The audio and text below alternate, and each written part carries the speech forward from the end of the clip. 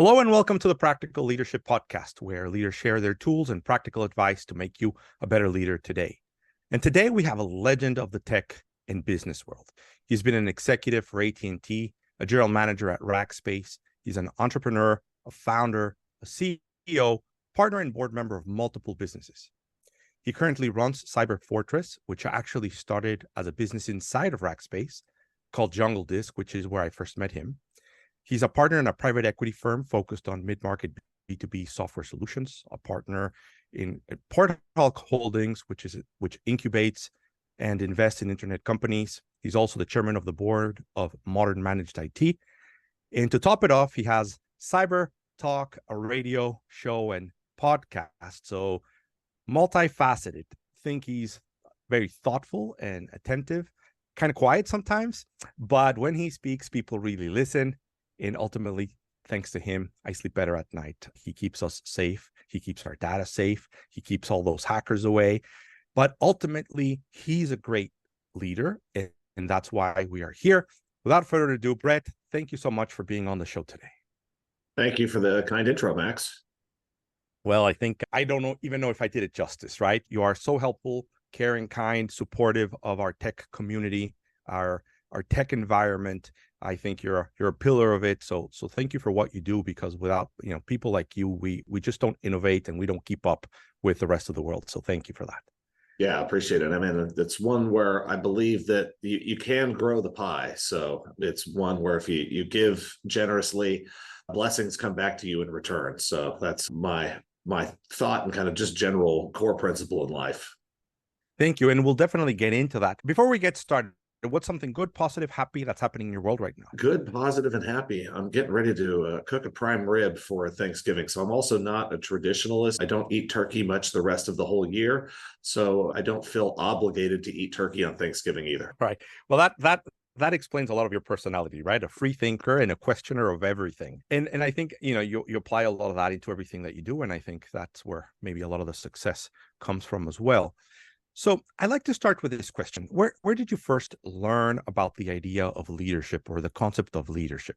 When did it first pop up or show up in your world? So, I mean, I think it goes back to being a kid and getting into any time with probably really competitive sports, where if you have a team and there isn't a clear leader that's setting the direction and the target and the focus, and that leader, I think there's different things as well. That leader, there's a lot of things they have to do, but they have to create a belief in the team that it can be successful if you want to have a winning culture. And you'll see that where you may have a coach change on a football team, that all the players are still the same and they perform dramatically better or dramatically worse. So I think that leadership, ultimately, I started to learn and see examples of different types of leaders in youth sports. Can you tell us a little bit more about that? Did you play? Did you coach? Were you part of a team? Yeah, I've played all sorts of sports as a kid: football, baseball, basketball, a little bit, and from a team sport perspective. And then I've done competitive team online video gaming things as well. So all sorts of different team sports, which I think you have real opportunities to learn different leadership styles there, where maybe in some cases the folks in the team look up to me and I do have a leadership responsibility as a player. In other cases where you're on a team and you're not that member that others are looking up to, you have a chance to observe and see different leadership styles and how they ultimately can help the team succeed or fail. Yeah. So, I think sports is always a great microcosm of life, right? So much happens there and you can see it. It's visible for everyone to see. So we get to see the dynamics and kind of see it in action. Sometimes in life, everything just happens in slow motion, relative to sports. Yeah, sports, the nice piece about it is there's a clear set of rules, and then there's a clear set of KPIs and measurements that you can measure and track. In life, that's a lot more complicated. Many more variables. The game doesn't necessarily, whichever game you think you're playing, the other people may not be playing the same game, and it might not have the same defined start and end time. We're all on our own individual journeys. And I think the goals of what a success look like for one person doesn't necessarily match what success might look for the other person, even on the same team in many things we do in life. Whereas in sports, everyone knows what success looks like. It looks like winning the game. Uh, And there you have it, folks. That's the podcast. there we Right? go. Done for the day. Done for the day. So lots to talk about this, right? Because you kind of just broke down the keys to a team that is successfully aligned, working together and succeeding. But we're going to break it down and we're going to take it back to something you said. And you mentioned that in sports, one of the first things you saw was that there were different types of leaders. I'm curious from your perspective, what did you see? What were the different types of leaders or leadership how you saw? So I'll like look at this and I'll use some basketball examples. So, and I've got some gray hair in my beard. So for listeners in our audience that are not basketball fans or don't have gray hair in their beard, you may have to go check out some stuff on Wikipedia, maybe watch some old video that shows up on YouTube. But we'll take an example. So there's the Michael Jordan style of leader, and there's one that's like hopefully a lot of folks don't have to look that one up. I think everyone pretty much knows who he is. But Michael Jordan, best player on the team, and also the leader on the team. And so that's one where it's leading by example, and not only just the best player, but also the hardest working player. I think if you look at what he's said and done and the history and the study of the Chicago Bulls there, he not only had the best skills, you can see that in all the stats and all the KPIs, but he worked harder at practice than anybody else. He set that example as a leader. So that's one type of leader where you're at an amazing level and you work to elevate everyone around you to that level. Then there's other types of leaders where they're not the best player in the team. They still may be very good at what they do, but they are leading through others. They are making the other players around them better, and not necessarily by being the one that is working harder or being the one that is scoring the most points, is getting the best stats out there. So like in basketball, you can see this in many cases with different point guards. I'll use one as an example. John Stockton on the Utah Jazz. So didn't score the most points, got a lot of assists, but even did a lot of things out on the court that don't necessarily score in the show up in the score box, and really help there in kind of making sure everyone maintains intensity, watching and observing, and then during a timeout or a break would often walk over and talk to other players in the team about, hey, did you see this? Did you see that? Because with that kind of point guard's vision, while you're involved in each of the plays, you're sitting at a spot on the court, or maybe if in the business, you're on a spot in a team where you have the opportunity to observe what others are doing, where you can then provide them constructive input to help them raise the level of their game. Okay. So I love that, right? Because sometimes the best players aren't necessarily the best coaches. And in this case, when you're talking about Michael Jordan, he was a very strong leader, and he, as you said, led by example, had the work ethic, elevated others, which cannot be, I mean, it's one of the most important things that I think he ever did for the team. But then he was a terrible basketball coach. Yeah. Right. Because, and then you've got, because his leadership style didn't transition to coaching, because he wasn't the best player. He couldn't go out and at that age, he couldn't outrun the other guys in the court. He couldn't look over them. And I mean, they're only in the NBA, they're all competitive. So he couldn't be like, hey, if I can run faster, you guys can keep working to run harder too. So that leadership style did not transition from being a player and even a player coach, where he was providing some coaching and advice and those sorts of things, did not translate. Where, yeah, you have other coaches or other players, like Steve Kerr was never the best player on the basketball team. He played on one of those teams with the Bulls, played in San Antonio with the Spurs, where I'm at. And Steve Kerr, amazing basketball coach, because he sat around and observed. He stood out there on the wing, ready to shoot threes, and got to see what was going on the court, and got to learn how to build relationships with players that had more athletic talent, more basketball ability than he ever did. I think that's a great point, because sometimes we kind of get stuck in our minds that a leader looks a certain way or does a certain thing or has to have done what you want to do, but that's not necessarily the case. And what you're telling us is that it depends on what you need. And, just kind of using the Jordan analogy, I personally, I'd love to hear what you think about this. My thought when it comes to Michael Jordan is that he wanted to have the ball. he wanted to be on the court. And because he had this passion for that, he kind of couldn't understand what other people needed to be successful, because that didn't quite relate or apply to him. And then you see other coaches that you rarely ever seeing them holding the ball, period, right? They're never in drills, they're never in practice, they're never suited, because they know that their time with the ball is over, or they never had the ball in the first place. Yeah, no, absolutely. I think it's that mindset of like Jordan out there on the floor could, in kind of the chess match, figure out how to raise everyone's level around him, which also then made him better, created more opportunities for him. But in the spot there where if you don't have that, you have somebody trying to lead from the sidelines, it doesn't give necessarily the space. And like, I think Phil Jackson did a great job of providing Michael the space to lead on the court. You didn't see him telling Michael Jordan, here's the play, you need to go run the next play. So yeah, there's just lots of dynamics in those sorts of things. And you get this in business where if you are leading, say you were a computer software programmer, and you went from being the best programmer on the team to now managing the team, you're spending some time programming.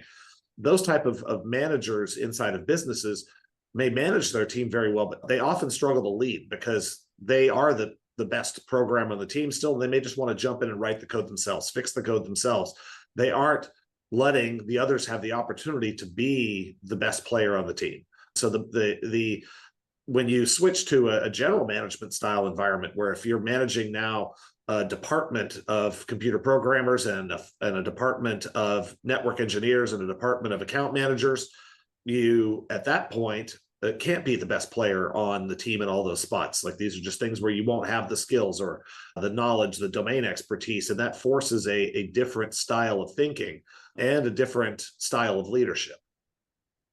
I appreciate that insight. I think it's one of the top 10 mistakes I see business owners make consistently, right? Like, who's the best in our team at X? And then they get promoted and then they blow up. Yeah. Because there was never a strategy to convert that expertise and transition and teach the skills needed to perform at the next level. So, the proverbial story is the sales guy that becomes a sales manager. He's great at sales, not great at managing people. Yeah. And there was never a plan to get him to become a sales manager, so he didn't get the training, support, advice that he needed. And then he's like, I don't like this, not succeeding. Yeah, I mean, the sports example matches up directly there. It's like, in the peak of his athletic ability, at the peak of his career, would you have told Michael Jordan, sorry, get off the court, go sit on the sidelines as the coach? I mean, because that's effectively, if you take that salesperson out selling on their own accounts and you're now asking them to manage other sellers, you've literally taken that player off the court. You've made them the coach. They don't have the opportunity to go be the best player anymore. Yeah, I do believe that Phil Jackson, one of the things he was able to do, and I think it was in like accordance with Michael Jordan. And you tell me, because you know more about basketball than I do, but it was almost like, let's play together. But then in the fourth quarter, if we're losing, then we'll let Michael Jordan take over and kind of go and do his thing. So he kind of knew not to deploy him too early, and kind of when to use his skill and when to kind of use him as a tool to help the rest of the team, and utilizing the different players, like as if he was playing chess, not checkers. We talk about that a lot. Yeah. I mean, I think that the business analogies they'll use, like peacetime, wartime. I prefer peacetime, crunch time. In business, we're not often in war. There are wars really out there in the world, and so I try to avoid using those analogies. But so I'll call it peacetime and crunch time. And like, this may be the same thing in a basketball. During peacetime, you have the opportunity to observe. Things are moving at a little bit slower pace. You have an opportunity to develop and grow the skills. You have an opportunity for people to try new things where it'll be better over the long run, but not necessarily better in the short run. During that crunch time, there isn't necessarily the opportunity to delegate. There isn't, in some cases, there isn't the opportunity for people to learn and grow. You, at that point in crunch time, have to give the ball or the task to the person who has the best shot at getting it done and accomplishing it by the deadline that it needs to happen. So yeah, I think very much so. You see that in the basketball microcosm as well. There's those players that step up in the fourth quarter because they can handle the pressure under crunch time, where maybe some other players as well, they do great when things are flowing and relaxed, but when they get under pressure, under stress, people react differently. And so you'll see this, they track these stats in basketball. This is back again, like we're so good at sports at tracking this stuff, but in work, we're terrible at it. Like some of our employees will function better with a deadline and function better with a moderate level of stress. And other people will paralyze, they'll freeze up. They do much better if you give them tasks and a deadline that's way out there, and then they can plan their schedule and they can get the things done well ahead of the deadline. They're the ones that are ready to turn their taxes in on April 15th. And then there's the other group of folks that their taxes go in at the October 15th every year at the extension deadline. So yeah, in basketball, they have a stat that they talk about the crunch time shots and baskets and all of that things. And you can see and measure certain players like Jimmy Butler on the Miami Heat. Yeah, put me in with him on the court when you're down by 8 in the fourth quarter and watch what happens. I love the distinction that you make between peacetime and crunch time, because there's a lot of businesses that are never in peacetime, right? They are always in crunch time. Yeah, man, that's exhausting personally. Yeah. If you're moving from one fire drill to another fire drill, you need to recruit and have a certain type of people on the team that enjoy being in that. But I mean, for a lot of folks, that type of environment is exhausting and it'll lead to burnout. And you also won't get their best performance. So they're going to get exhausted, they're going to burn out, and they're not going to perform as well as if you could map things out ahead of time and give them the opportunity to plan in that peacetime sort of manner. Yeah, it's kind of like self-induced, right? You figure out a way to never get out of that cycle because you're doing something that you shouldn't, whether you're not well staffed, you don't have the right people, the right systems, the right processes, you never work on them. Or sometimes, heck, you're doing well and you're getting more work than you can really handle. And then, you get indigestion. So really important to make that distinction that you need to be in both phases at some point, right? You need to find some certain balance between peacetime and crunch time if you're going to make the most out of your team. Let me ask you a question.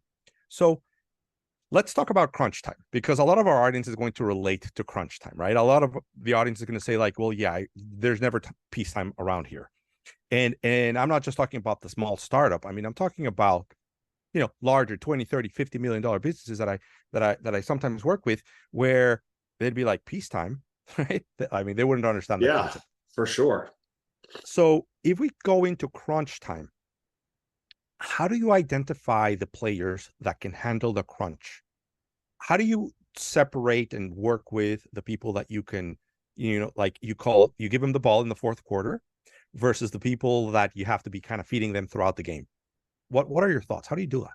Yeah, I mean, so there's the most tried and true manner, and like we're good at this in sports. You give them the ball in the fourth quarter and you see what happens. And sometimes, if you can afford to learn through actual demonstrated ability. The other thing you can do, frankly, is just ask folks. Like people are really apt to tell you the truth of this, because if I could ask you, Max, like, do you enjoy the stress and pressure of a hard deadline that is make or break for the company? And if you don't enjoy it, if you reply, like you'll say, no, Brett, I don't enjoy that. It makes me feel terrible. I go home, I can't sleep at night. Because most people will tell you if it's something's going to cause them pain and they're not going to enjoy it, they will often speak up and tell you about it. So there is a case, and this is one of the type of leadership we haven't talked about yet, which is leadership through fear. And I think this is one that sports coaches use, and we've seen all sorts of examples of that over time, where they yell at the player and they scream at the player, and the player's afraid of the coach, the player's afraid of getting kicked off the team, or in professional sports, the player's afraid of not getting a renewed contract or a better contract, and because that coach or manager controls their playing time. So if they're afraid of them and you are motivating through fear and leading through fear, that's a terrible way to lead. So that one absolutely induces burnout. And in a super short term, while you may get an elevated level of performance through fear. Somebody may do something breakthrough that they didn't think they could do. It is much better to help folks have those breakthroughs through belief in them and through positive motivation. So if I tell you, Max, you know what, I think, Max, I believe in your ability to create an amazing podcast. That is much more likely to, over time, have you making a great podcast if I was your producer, than it would be that if I yelled at you, Max, that if you don't create this great podcast, there's going to be heck to pay. And the world's going to come to an end and I'm yelling at you about it. You might record one, but you're not going to enjoy that. And unless you're stuck in that situation where you're being led through fear, you're going to figure out how to get the heck out. I love that you mentioned that, because I think we can all sometimes try to lead with fear because we've learned it, right? I mean, it's part of your 1950s how to be a manager toolkit. So it could sometimes lead to breakthroughs. It could sometimes lead to outcomes, but it is unpredictable and it leads to burnout. And I don't think people put up with it in this, in today's world either. And the alternative of belief in motivation might not get you that immediate breakthrough or outcome, but it will over time. Yes, and for then, sure. And then one piece that I'd like to add is that you can't force people into being creative, right? It's way more difficult. Now, I mean, sometimes, just to stay alive, you will figure out a way to be creative, but again, inconsistent. For sure. So, yeah. And unpredictable. I like that word you used as well. It's like through fear there, you're going to have more variance on what happens and what the outcome is. Yep. I'm going to go back to how do you identify the people that can handle crunch time? And yes. I love it because sometimes you're like, okay, I'm going to talk to this really smart guy and he's going to give me something like super brilliant and revolutionary. And it is brilliant and revolutionary, but it's also super simple, which is experiment and ask. Yeah. Right. It's not more complicated than that. People will tell you, as you said, and you got to give it a shot at some point. Yeah. And in business, ideally you can experiment and ask, and on those experiments, you can experiment with a new player in a project that, well, it does have a hard deadline and it really is crunch time and this matters and it's a big deal. It's not mortal. So like, this isn't the make or break. This is going to kill the business. It's going to go bankrupt. It's going to be out of business. Because, by the way, like a lot of businesses, it's like, well, if we're not growing, we're dying. No, if you're not dead, you're not dead. So like, you can be growing again tomorrow. You can be you live to play another day. So up all the way until the whole thing is over. It isn't one where this is a make or break, mortal decision. If you've got one of those ones where you're at that level, hopefully you've already, through asking people and through having them work on projects with big deadlines that are hard deadlines, that are real crunch time, you have a group of players that, when it really all comes down to it, you can put them on the field. And you see this, like football is an amazing one. Like if you watch between college football in America and the NFL, 2-minute drills for these college teams. And they even get like the clock stops when you get a first down in college football and it doesn't in the NFL. These college teams will blow 2 minutes like no tomorrow when they've just got to drive down the field. And like no time management, no crunch time management there, where you get a veteran NFL team that has come back in the fourth quarter in those 2-minute drills, and they go down the field in the 2 minutes and you're like, it just looks so easy. Because there you have a whole group of people that have proven it in crunch time over and over, and the coach knows to put them on the field and turn them loose. So I think it's a combination, right? Like you were saying, you've got a sense of urgency. You got to move, right? You got to move. You got to take action. But at the same time, you have the people that are not going to fold under that pressure. They're not going to collapse. They're going to be like, okay, I need to complete the pass, and I'm going to complete the pass, right? Yeah. So since we're kind of like into that, there's like this psychological side of things, I believe. So what do you think allows someone to be able to perform well in crunch time? Why are some people able to do it and can handle the pressure and can handle the stress, and some people don't? What are your thoughts? So, I mean, I think there's two reasons, key ones, that I think that folks believe that they can perform in crunch time. They've done it and they know they can do it. And those are the ones you really want to put out there. And then there's the other ones that just through bravado, through they want to be able to be the person that does it in crunch time. And so they'll say they can, they'll try, they'll take the ball, they'll go with it. But you have to be able to sort between those two. But I mean, I think in general, it's the first time you're in one of those crunch time situations, you actually just kind of have to find out there. And if you haven't been through it, and then the more that you're through it and the more extreme some of those crunch time situations are, the easier other ones may be for you as an individual in the future, that still may be the limits for somebody else. Like, I'll use another basketball player. So Steph Curry, the most 3-point shots in the history of the NBA. And for most folks in the NBA, there's a 3-point line where they want to get right up to that line before they fire up the three. Steph Curry, as soon as he walks across half court at this point, if he just feels like it, it's that day, it's that game, he'll fire the ball up from just barely past half court.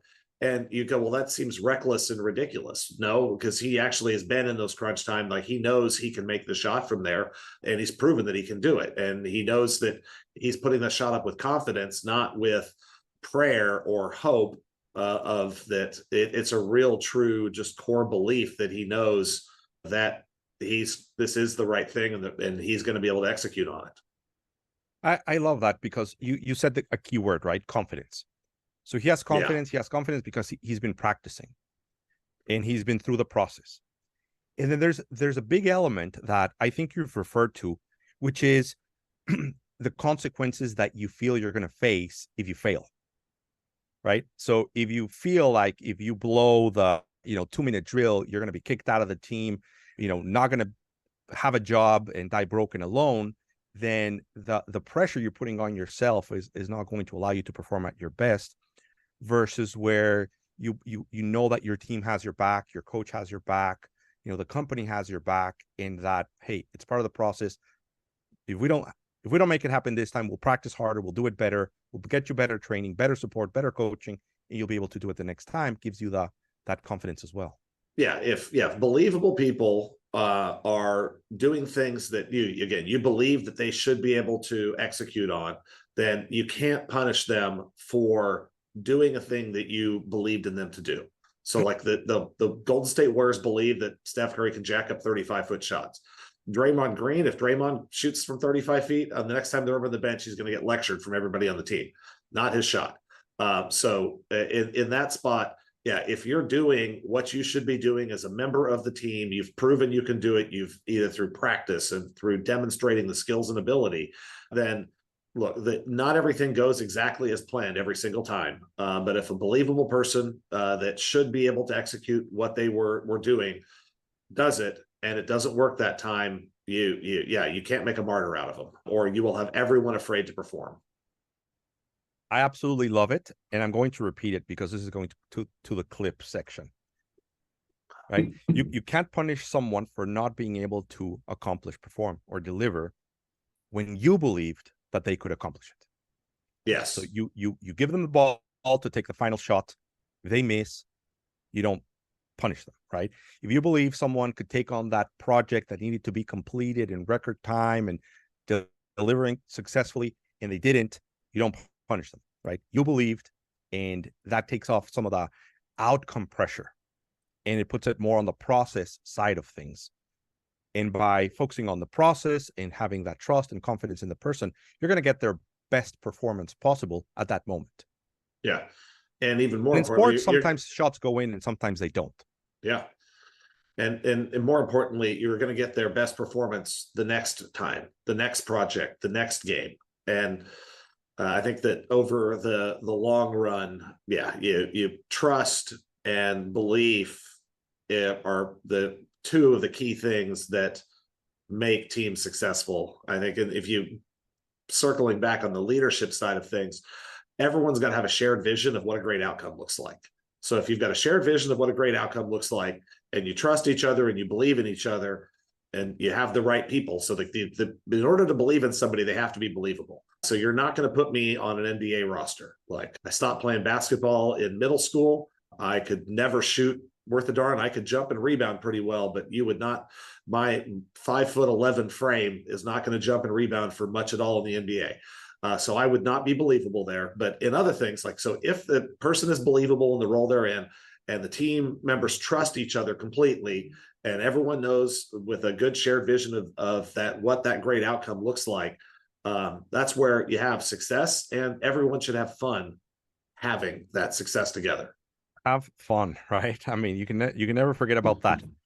Yeah, and I don't know, I mean, if folks don't like winning, then maybe they shouldn't be playing games that have scores. So I want to double down on something you said, because I believe that we are so focused on the outcomes of today that we're so focused on the outcomes of today that we don't give enough attention to the outcomes of tomorrow, right? And you said, when you are treating people the right way, when you're giving them the right feedback, when you put them in a position and they have failed, but you stand behind them, you are not only going to get their best performance at that moment, but you're going to get the best performance the next time, and then the next time. And we've got to think about the development of people, and we got to think about future performance and future success. So everything that we do is not just about the outcomes of today, they are about the outcomes of tomorrow. Yeah. Yeah, baseball's a great example, switch on the sports for that one. So if you were going to play a 1 game long season, then all of your pitchers on your whole roster are available to you for that 1 game. If you're going to play a season, you can't have every pitcher out there every game. So they have a starting rotation. For folks that don't follow baseball, most teams have 4 or 5 pitchers that take turns starting the baseball games. And then in between, that pitcher is out for the next 4 or 5 games, resting until they are going to play again. So yeah, if you're going to get the best performance out of the long run, you have to have that long run view in mind. Or yeah, sometimes if it's down to the 1 game, then it's the 1 game, but you may be sacrificing massive future performance by bringing those people out and messing up the rotation and messing up the flow for the next project.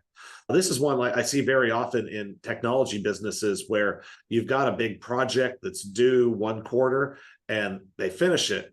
And then for the first month of the next quarter, nothing gets done because, man, they got to that finish line. They got that project done, but at what cost? Because if they can't concentrate for the next quarter, if they are just burned out, if your team all has to go to a mountain retreat and sit and look at the trees and the birds because they're so stressed out being in the office, was it really worth getting that project done in 1 quarter to then not be able to do anything the next quarter? A lot of cases, probably not. Yeah, absolutely. We make mistakes all the time like that because we're not keeping track of the long term. I see that happen in business in some other ways too. There will be like this business opportunity, and the business owner is willing to sacrifice a margin, whether it be a discount, delivering faster than normal, improving something that they shouldn't, over-serving the client to be able to get that deal done, but they don't understand the impact and the cost that it's going to have in the long term. You mentioned something else. Let's get into this, because now it really gets into sorry. It really gets into some of the principles of leadership, and it's about sharing a vision of what success looks like. Sharing a vision of what success looks like and having fun in working on the process and getting the outcomes. Tell me more about that. Where did you develop these ideas? Where did you see them in play? How have you used them? So, look, I fundamentally believe that most folks, when you wake up in the morning and you're in the mirror, you're brushing your teeth, you're buttoning up your shirt, folks go, you know what? I want to go to work today, and I want to do meaningful work. I want to be a valued member of my team, and I want to do something that's excellent. Most folks don't show up and as they're brushing their teeth going, man, I hope no one notices that I don't do anything today at the office.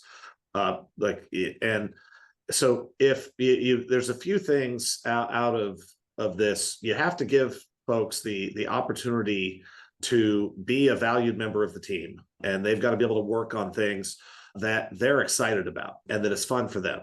So this is understanding, again, as kind of just the different people, how they react as players on the team. Do they want to be the one with the ball? Do they want to be the one setting, basketball analogy again, setting the screen so the person with the ball can be open for a clear shot?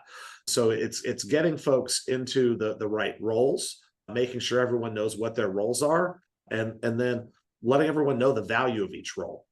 Because it's, again, like the person setting the screen doubled the chances of the person, if they set the screen right, doubles the chance the ball goes in. They don't get anything for setting a screen in basketball. It's not even a stat they track. Maybe some of the teams in their team stuff, but you can't go on ESPN and look at a box score and see number of successful screens set last night. But you can see the effective shooting percentage of the players on the team if they have that person who does those things well. So I think folks want to do excellent work. And so you do have to make sure that you have a team that knows what their role is. They know that they're expected to do it in an excellent way. They're given the tools and opportunity to be excellent. And let them know, though, also that you want work that is enjoyable. So this is one, and I'm going to go on another tangent here for a moment, but if you draw up a 2x2 box, these are every consultant's favorite thing is a 2x2. So you've got on one side things you're good at, things you're bad at. And then on the other side of the 2x2, things you hate and things you enjoy. So ideally, we want everybody in our company doing stuff that they're good at and that they enjoy. Managers are really good at not giving folks things they're bad at, but there's a trap on that 2x2. The things that people are good at that they hate. And if you give people on the team things to do that they hate, then they aren't motivated. It isn't fun for them to even be part of a winning team. So this is another tool that I use for kind of that transparency and that conversation as a manager and as a leader with folks as you're mapping out and designing organizations, you're designing teams. Let's figure out how to get work to folks that they're good at and they enjoy. The stuff that they're good at and they hate, that's a direct path to burnout, resentment, and a complete lack of joy and fun. And you'll see this in spots where people are on a winning team and you'll look across, like a big project just finishes and everyone did their role. If you just objectively measure it, they were all excellent. And there'll be one person who look on their faces like this. Man, I am so glad this is over. You know, they're not saying it out loud, but you could just see it in their face. I am so glad this is over.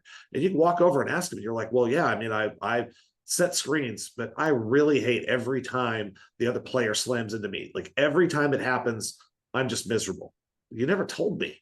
So this is one of those ones, again, you got to have those conversations. But so the other two boxes on there, so stuff that you are bad at and enjoy, these are dangerous for managers. And this is one of those ones where you're going to have employees wanting to do these things that they enjoy, that they aren't any good at. And you've got to have potentially sometimes difficult conversations because they may not know they're bad at them. And then the other box is the one where you're bad and you don't enjoy it. That should be easy, right? Those ones are easy. Managers won't give it to you and you're not going to ask for it.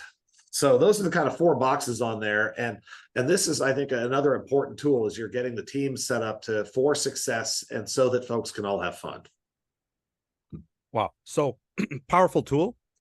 You got to have the conversations to figure out what people are doing and if they are good at it and if they enjoy it. And you've got to be careful about what they enjoy, but they're not necessarily good at. And the other thing that I would add is that it might not be very valuable. Yes. Which to me is a scary thing, right? Because they could be doing something they enjoy. They might not even be bad at it, but it's just not valuable. So you're paying a top manager to do a low manager level, and they feel really good about themselves because they are, getting their fix on succeeding. And you're like, I'm way overpaying you for you to be doing that job. Yeah, we call that, you can be busy without getting anything done. Yeah. So the work, it's operating at your level. So that's other things like 2x2 almost again as well. You can go through and like map out and look at like the work you did over the last 30 days. Look at the work the people on your team did. Was it at their level or not at their level? And was it something they enjoyed or something that they hate doing, but they had to do? And if you have employees, like this is back to your salesperson again. Almost every salesperson hates doing expense reports. And they're also likely not very good at it because that's like a very detailed type of accounting thing. So it's below their level. So like if we made this a 3D cube, it's in that worst corner of that 3D cube. And almost every company makes the salespeople do their own expense reports. Hire them accounting analysts and just let them dump all their receipts on that accountant and let that accountant put all the stuff into the system. You'll be like, that will improve your margins. It will improve your retention for your salespeople. And it's also going to improve the accuracy of your expense reporting. Reminds me of the saying, save yourself a wage, cost yourself a fortune. Yes. Yeah. Right. And it really goes back to really working on people's strengths and relieving them of their weaknesses. Yeah. So let's talk about this being busy without doing anything or being busy without getting anything done. How do you identify when that is happening to you or when that's happening to someone? So, I mean, so personally, I'll use my own personal framework for this. I try to have no more than 2 projects that are time critical and important. And I often try to have 2 that I'm working on because you may get blocked on one. If it's just one, you may finish your task and then you're going to be sitting on something, waiting on somebody else. So if you've got 1 to 2 kind of time-bound important projects, then you make sure you're filling up your calendar with things for those. The next filter that I personally use is for a meeting, because it's just so easy to schedule meetings, and we're going to meet to do this. So the question you ask is, if I got in a car wreck on the way to this meeting, if I was sick today, if there was some reason I couldn't attend this meeting, would they still have the meeting? If the answer is yes, you do not need to spend time in that meeting. That is not the best use of your time. There may the meeting organizer have them send you, if there's stuff input they need from you for 3 minutes in an hour-long meeting, send that to them ahead, let them read it out. And if there's to-dos or action items that may come out of the meeting that are going to go to you, then let the meeting organizer send them to you. This does require teams with trust. If you have teams without trust, you're going to find that everyone wants to be in every meeting because they're afraid of what's going to happen if they're not there. So if you have a low trust organization, you will have a lot of really busy people sitting in meetings worrying about what's going on. If you have a high trust organization, people will only participate in the meetings where they are absolutely critical to be there in order to get things done. And then the other piece is all the things that you work on have to have something that moves the ball forward. If like you're just having a theoretical discussion, a pity party, spending time talking about yesterday, but you're not talking about yesterday to try to learn something from that to apply to the future. You can spend a lot of time on activities that don't drive progress, either in your own personal skills or in the actual project. You got to take that stuff out of your schedule. There's no time for it if you really want to be productive and not busy. So one, ideally 2 big projects, fill lots of other stuff that's not time bound, that's filler, so that you can keep yourself on high impact activities. And I've got a third one on that filler time I could cover here in a second. But then on the meetings piece, and then on the stuff where like the meeting needs to have an agenda, and there needs to be, ideally you're getting people together to come up with creative ideas or share facts so that you can make a decision. Meetings as status reporting, we can all read status reports, send the report out. Again, this is back to high trust environment. You can waste a lot of time there. So on the other work that fills in between those top 1 or top 2 priority projects that are time bound, you could just like whether you want to use a 2x2 or whatever else, just look at all the other things you could do, all the stuff that's coming in your inbox, and sort it out into high impact or low impact, and then draw a line. And if you look at all that stuff that you could be doing and the line is below the end of the high impact, you don't even need to rank it. Frankly, just stop the line at the high impact and don't work on the low impact stuff. Like that low impact stuff, these are the things that not at your level. You should be delegating that to somebody else. You should be asking your manager, how do we get this reassigned? Like that's work that isn't work at your level. Sometimes you're going to get stuck doing that. But if it's a repeated pattern of you filling up time with low impact work, and that low impact is like things that you're not amazing at, things that aren't at your level, those are low impact. You want to be working on stuff at your level that you're amazing at.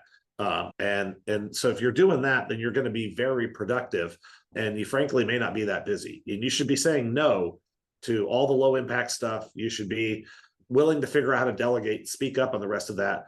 And so the last piece on this is you have to keep some flexibility in your schedule. So especially for like those top 1 or 2 projects, none of us can predict exactly, unless we live in a Six Sigma manufacturing assembly line, when the other people in that project are going to have their deliverables done and back to you, so that it's back to your time to shine and perform again.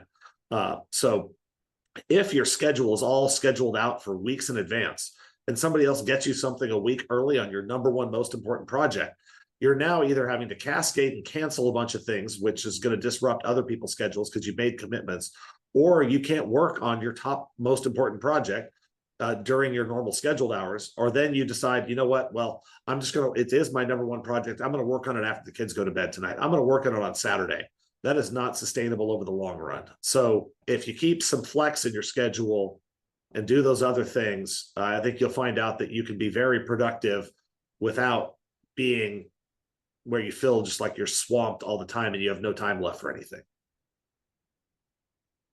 I was going to do a quick summary of what you said here, but I'm going to save it for the big summary coming up in a couple of minutes. Sounds good.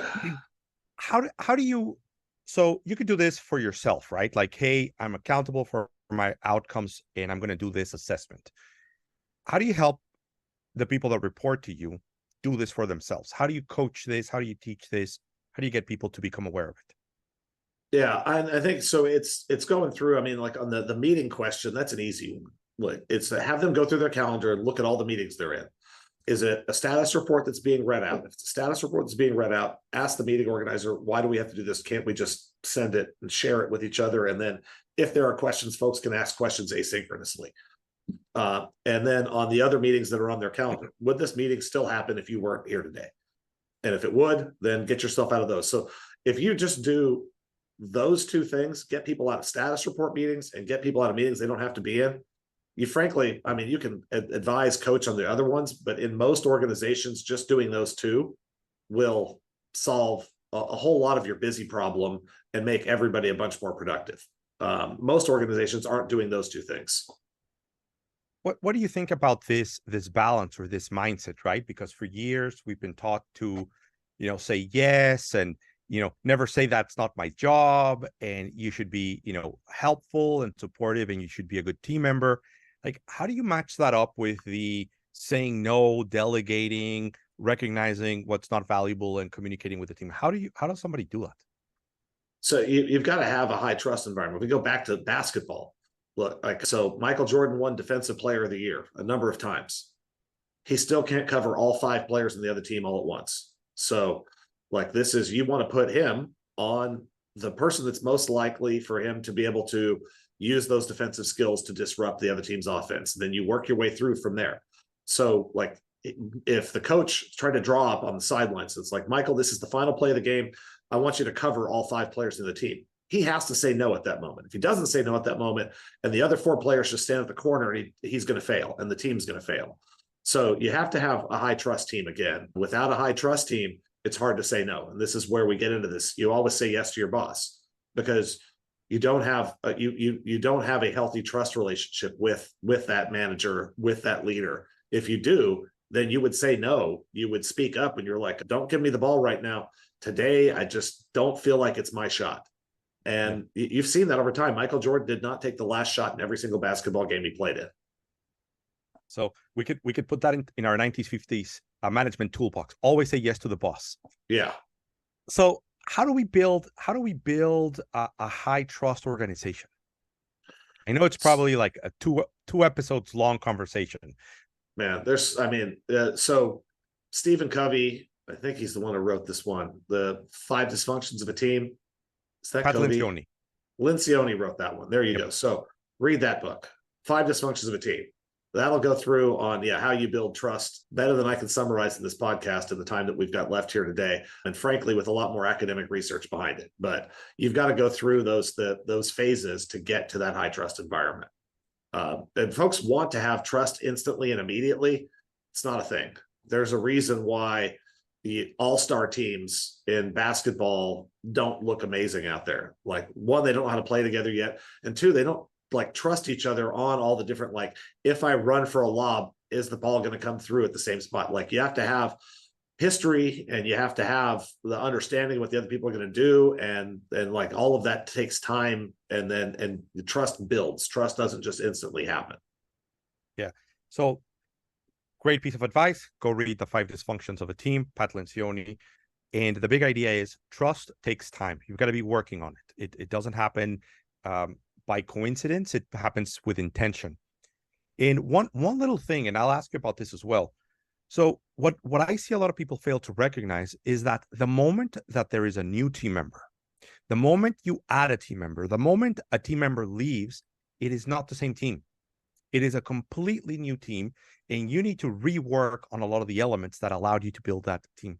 I know you've been part of tons of teams. How has that played out for you? What have you seen from that idea?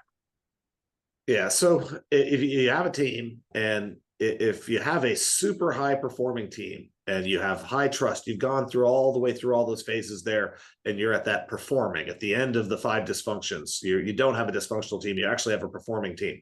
When you lose a player there, the chemistry changes, because now there's a pile of work that was being done by one of those players in the team. That work has to get reassigned to other people, or you have to bring a new person in to do it. And when that new person comes in, they have to earn the trust to show that in crunch time they can deliver that work, or that they don't need to be in crunch time and they're going to plan the work out ahead of time and it's going to get done. So you have to, generally, we all have to see people do something successfully before we trust their ability to do it successfully. And in a job interview, you can learn a little bit, but like you look at an organization. So I'll use the U.S. military for a moment. So Green Beret training, they'll spend 2 years in training. They go through a whole bunch of tests and interviews and all this stuff before, generally it's 2 years before you're ever really assigned to your first unit to go out where you would actually be training for a real mission. So you're learning to be a Green Beret. You're learning to be a Green Beret in a team of Green Berets. And it's 2 years of proving that. Now, and so this is one where even after 2 years of they're all being trained to do this stuff, they all know it. When you switch folks between a unit, it still takes time because you haven't actually been there in game time with those folks. So in a business, we don't spend 2 years training an employee to do a job.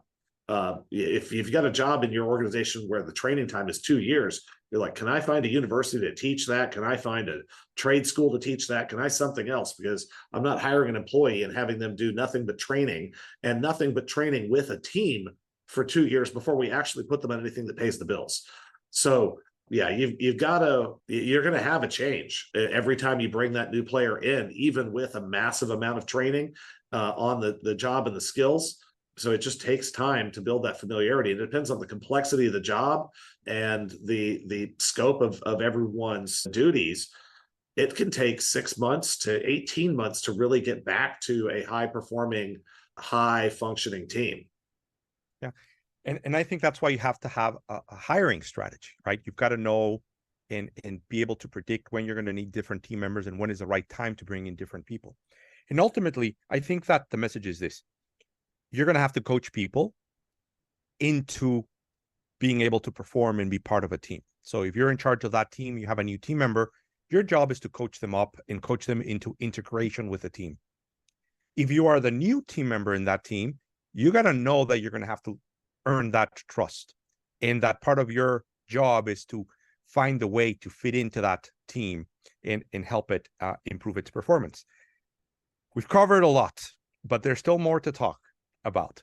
So this is a part where I'll do a summary of what we've been talking about. But at the end of that summary, I'll let you talk about anything that I haven't asked, anything else that you'd like to share that we haven't been able to go into. This might not be a short summary, but I'm going to try my best. So I think you started with this idea that if you give, you will get back, right? So give giving into the community, giving into people, giving into business. You made it clear that you're not a non-traditionalist in everything that you do. So you're going to question everything and you're going to find better and unique ways of doing things. A lot of like how you learned about leadership was in sports growing up. And the big idea is you've got to make team members believers. And that showed up a few times in our conversation today. Something that I wish would have had time to get into is this idea that in sports, you have rules, you have metrics, you have goals. They are aligned, expectations are clear, roles are clear. But in business, it isn't. And that's why we can have more fun and perform better sometimes in sports. We talked about the different leadership styles. We talked about a Michael Jordan versus a Stockton, Dave Stockton, or the fear leadership. So Jordan leading by example, working hard, elevating others. Stockton was more of a guy that provided insight and input to the team and was adding value by saying things other people couldn't see and helping the team perform better as a whole. And then we didn't have an example of fear-based leadership. We said, hey, that's very antiquated. Sometimes you'll get outcomes from people, but you'll burn them out and you won't get the best out of them next time, which is such an important thing, being able to look at the future. Where do we go next? So give tasks to the people that are best for the job. You've got to recognize who they are. And really important, you mentioned this idea, right? That once you think somebody can do the job and you give them the ball to take the final shot, you give them the opportunity to do the presentation, you give them the opportunity to do that, you don't get mad at them if they fail, right? You give them the support that gives them the confidence that they need to be able to improve their performance this time and next time as well. The question was, how do you know who are going to be the people that can perform and who are the people that are not going to be able to perform in crunch time? And you said, experiment and ask, right? Make experiment with, things that won't kill your business and just ask people. Simple, but we just don't do it enough. And you brought this idea of you've got to operate business differently when you're in peacetime than when you're in crunch time. You've got to operate your team differently when you're in peacetime, when you're in crunch time. In peacetime, you observe, you learn, you grow, you try things, you delegate things. And in crunch time, you pick the best people for that job. Okay. We talked about handling pressure. And I think you said, look, you got to believe that you can. You got to have the experience or have the experienced person on it. You want the people that they believe that they can do it, that they are asking for the ball. They want to take that last shot. And they've practiced the process significantly or enough that they have the confidence and you have the confidence in them to succeed. We talked about getting the best performance out of people the next time. We talked about the importance of having a shared vision of what success looks like and having fun in the process of being successful. If people don't want to win, then they can't be part of a winning team, right? So you got to make sure that they want to have that.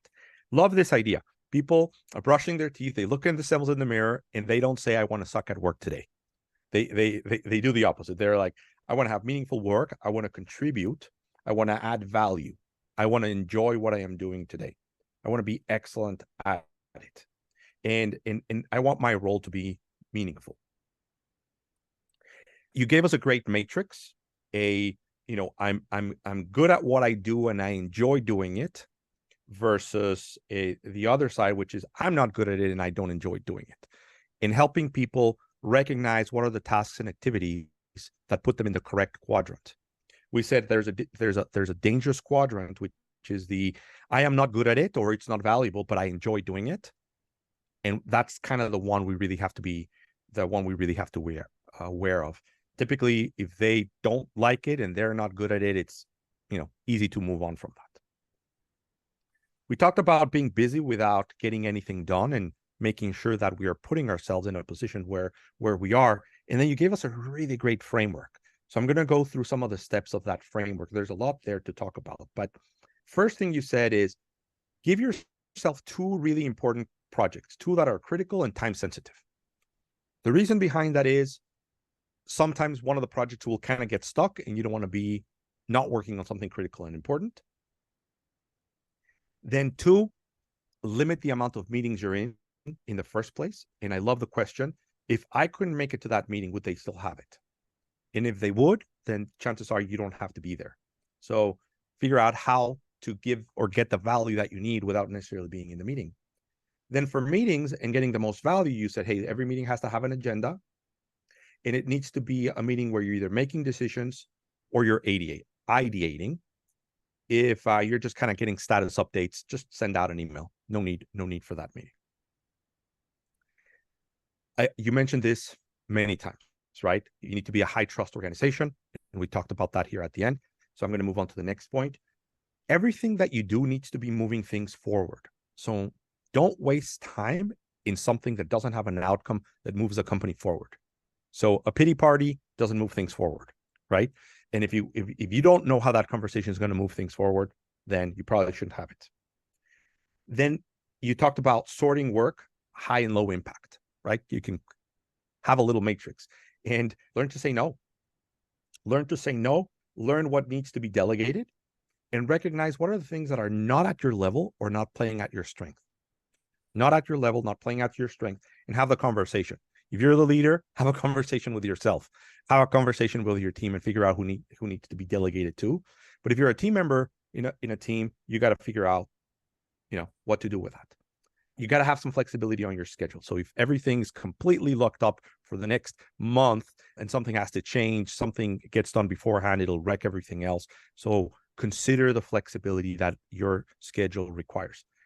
I think it's a very powerful point. I see people either not scheduling enough or scheduling too much, and you're saying you've got to find that balance. And then we talked about building trust in an organization. You referenced the 5 dysfunctions of a team. You also referenced the importance of knowing that there's stages of a team's development, the forming, norming, storming, transforming side of things, and ultimately performing side of things, where you said, hey, look, people need to be coached into the team, and they need to know that they have to build trust with the rest of the team, and at the same time, the people around them need to coach that person so they can deliver the trust.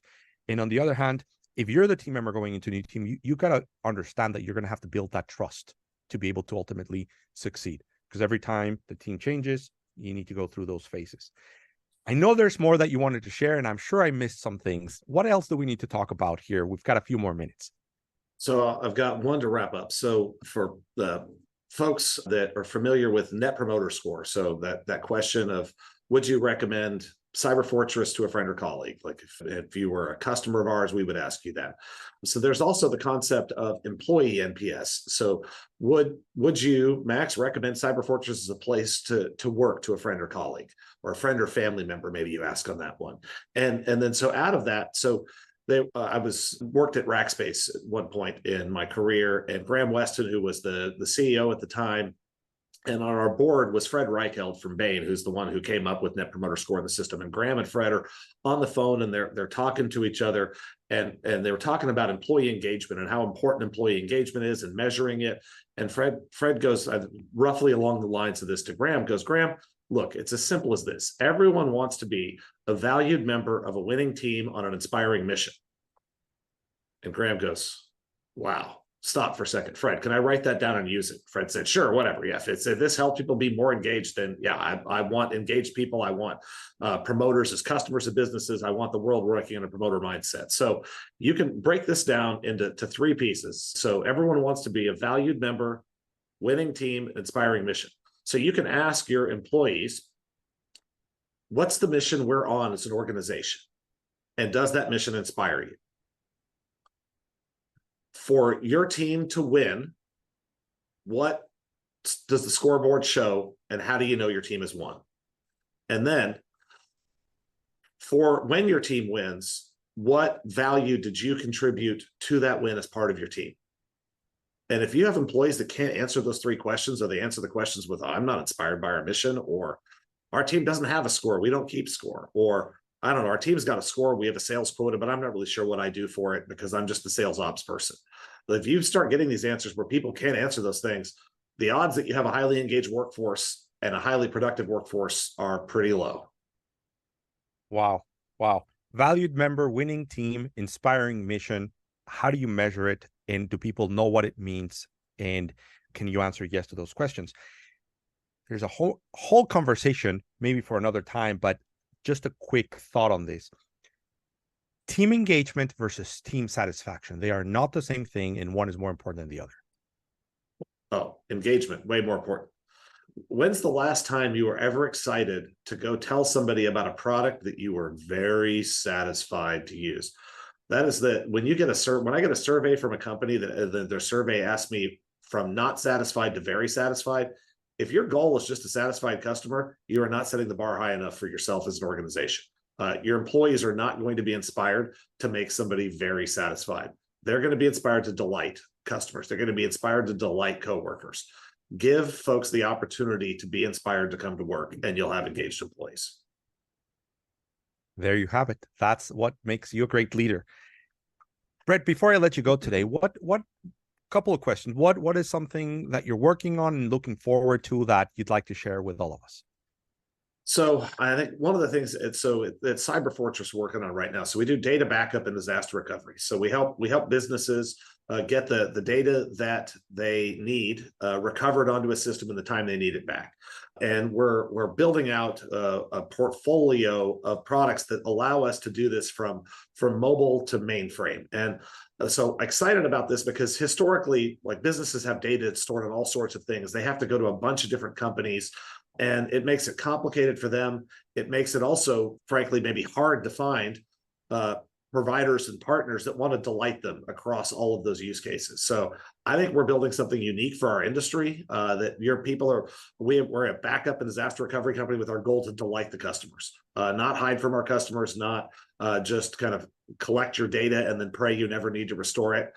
We call ourselves the recovery people. We are there to help you through the recovery process. And so being able to raise the bar and raise the level of an industry to try to raise those customer expectations. I'll use the hotel analogy on this. If the Ritz-Carlton didn't exist, nobody would try to have world-class service because they wouldn't know what it looks like. So there's a reason that Ritz-Carlton is expensive it is to stay at, because they do a whole bunch of things to empower their employees to delight customers and provide a world-class service experience. And I think across a lot of industries, that's not happening, but we're working to make it happen in backup and disaster recovery.